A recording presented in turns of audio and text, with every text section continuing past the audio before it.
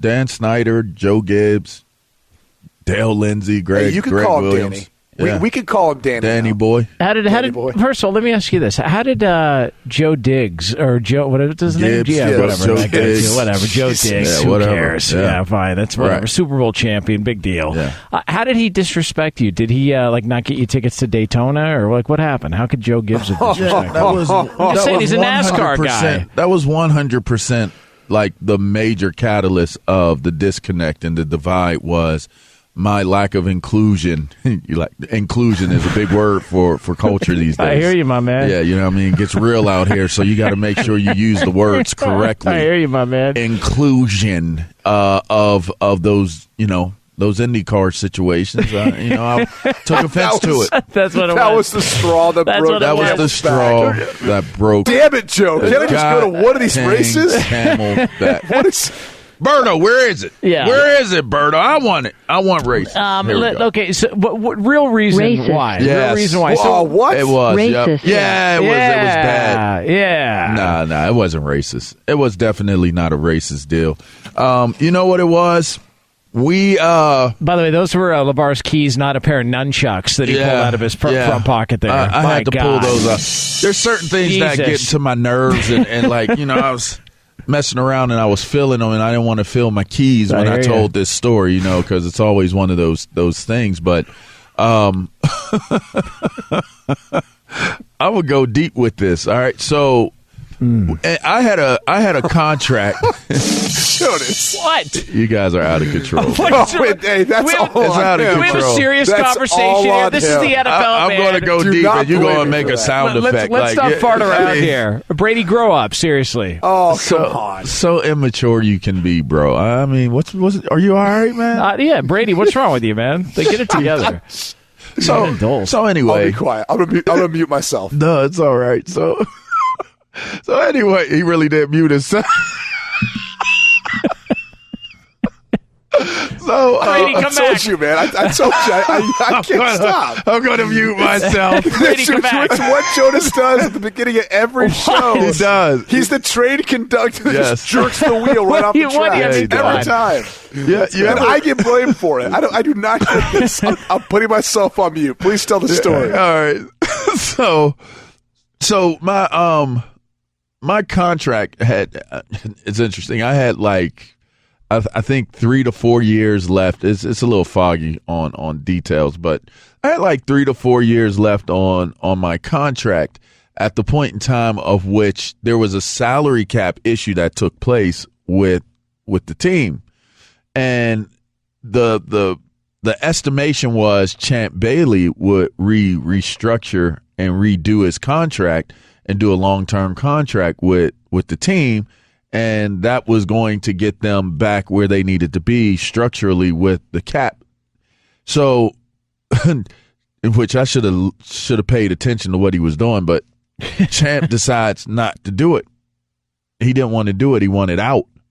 And this kind of drug out. And it was literally 48 hours away from them having this cap violation because Champ Bailey wasn't going to redo his contract.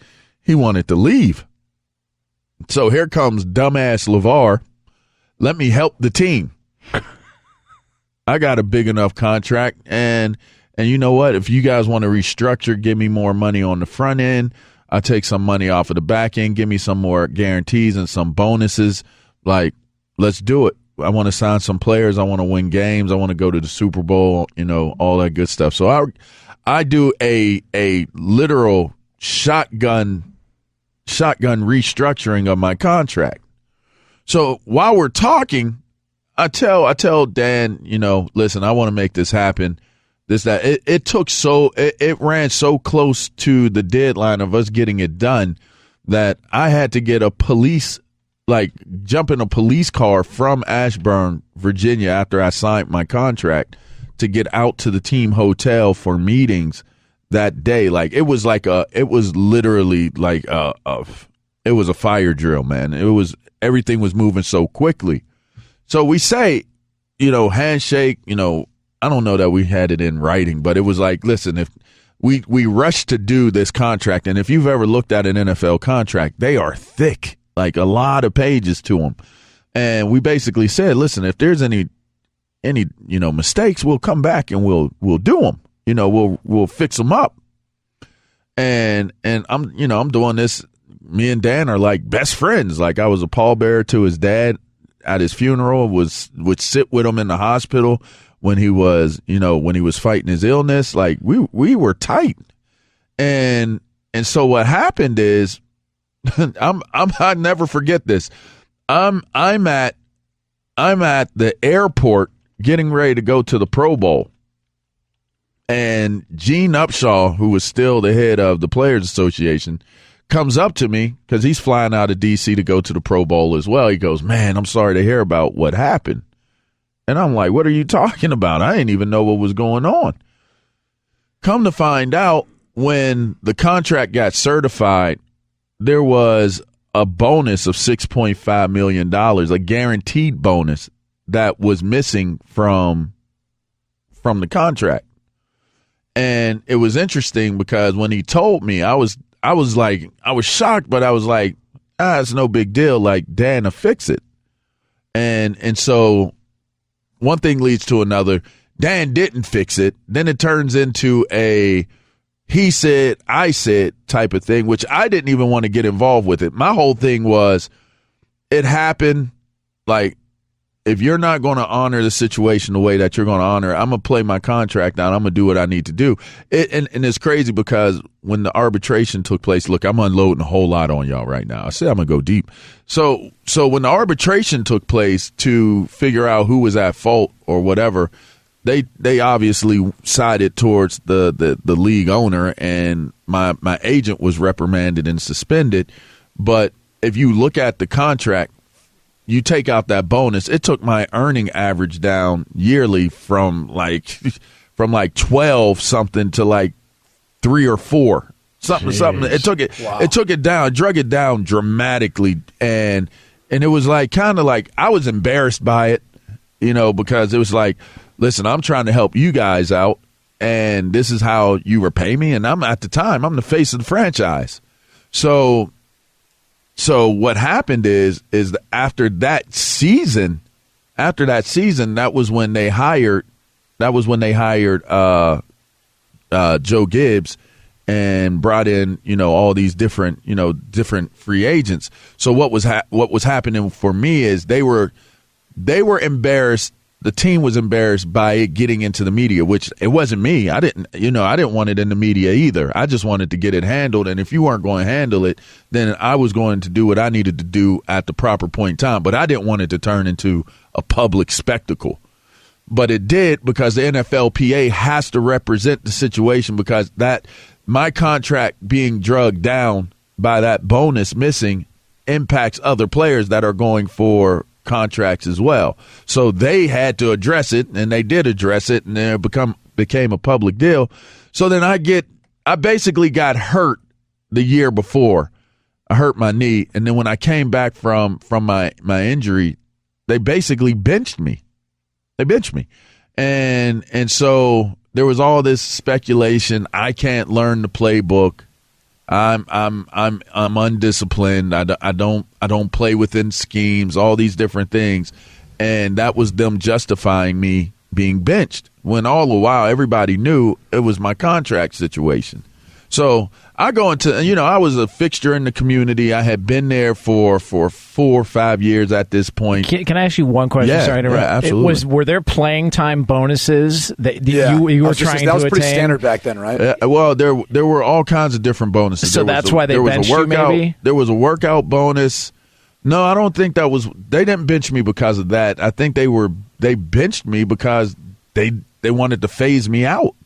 It didn't. I don't think it had anything to do with the money at that point, and that was already in the contract. It was more or less, we're going to replace my influence, because it became a dangerous situation, because it's basically like I had a strong enough reputation and a strong enough rapport with the fan base that this could have gone either way. If I decided to go in a different direction in terms of how I was handling it, it could have gone in a different direction altogether, because the team sucked. Right? So the year my final year there, it put it to you like this.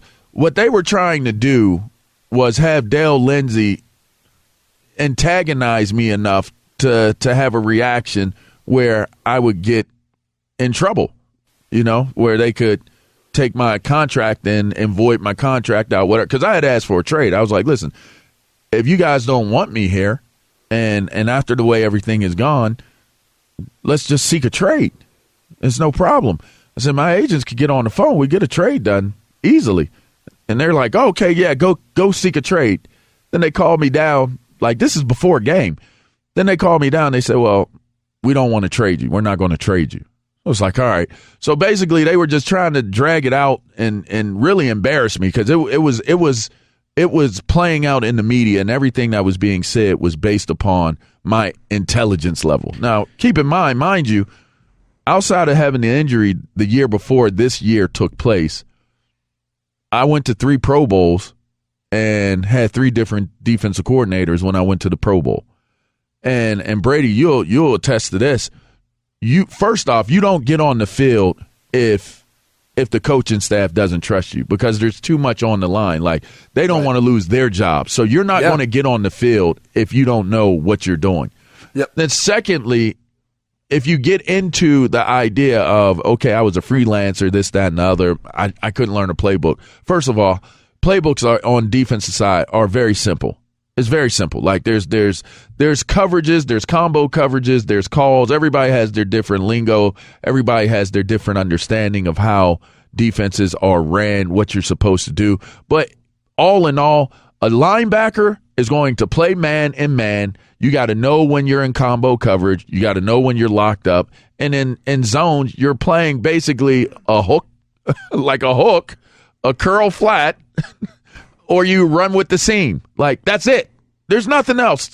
In the run, you're playing spill technique or you're playing box technique. Some call it force, some call it hammer. But whatever you want to call it, you maintain contain. So it's very, very simple in structure, right? But I'm being called dumb. Like you're creating this narrative that I'm too dumb. So they felt you embarrassed them, so they wanted to embarrass me. Wow. And that was kind of how it played out. And it played out. And so it's funny because we're probably going to touch on Calvin Johnson on Megatron today. And it's interesting because it's like, all right, they wanted their money back from Calvin Johnson for him to retire. I gave money back. I gave $2.5 million back. And how that played out was, you remember this, Brady, when the lockout was taking place. If the lockout took place, every team had to be under the cap. Under the cap, that's right. But it was contingent upon if there was a lockout. Right. So everybody was scrambling to restructure contracts. So what I did was I told the football team, you restructured 5 dudes on the defensive side of the ball. I called all my dudes. I said, listen here, what I'm going to do is, because I still had the largest cap situation, I told them, you're not going to put the defensive players' contracts in the top drawer for a conditional guarantee of what you're guaranteeing them in their contracts.